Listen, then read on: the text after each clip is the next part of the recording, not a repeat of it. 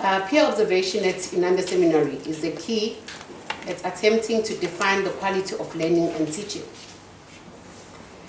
It also identifies the need for using reflection to open up wider academic debates in order to develop more meaningful learning environment for students to work in. Because what we're actually doing with the peer observation, you don't just go to the class and observe and then you discuss only with your peer.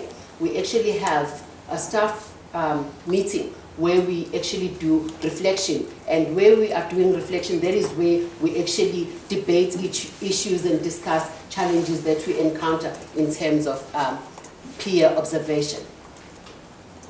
And okay, what makes peer observation work at Inanda Seminary? Plan for sustained effort. When you're going to do a peer observation, you don't just wake up and say the next day, I'm coming to your class to observe you.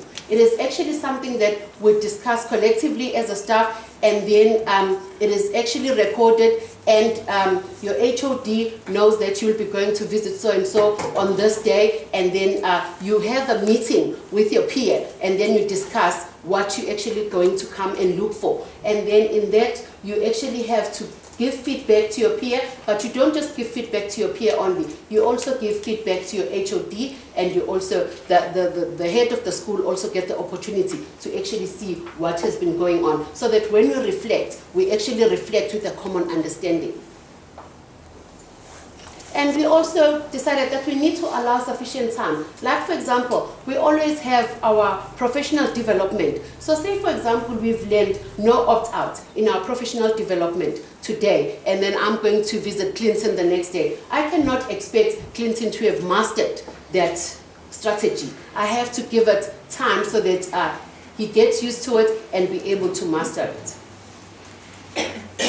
And we developed a shared knowledge base. Like, it's not like I'm coming to your class because I want to find out that there are certain things that you can't do well. But then I'm coming to your class because I also want to learn something from your class. Maybe there is a strategy that you're quite good at and I'm not. Like, for example, entry routine.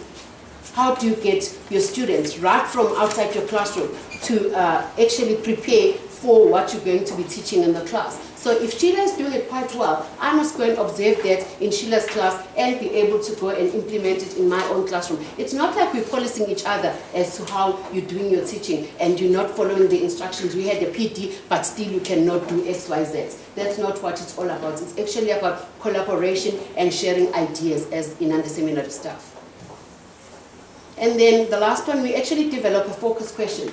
When you go there, you don't just go there with no idea. You have something that you're actually going to actually look at, and then you deal with that specific thing. As a result, that means you don't have to spend the entire period in that lesson. Once you've seen what you're actually looking for, then you can move on and go and do something else that you want to do. It doesn't restrict you that because you're doing peer observation in period 5, then you have to spend the entire, you have to sit in that class for the entire lesson.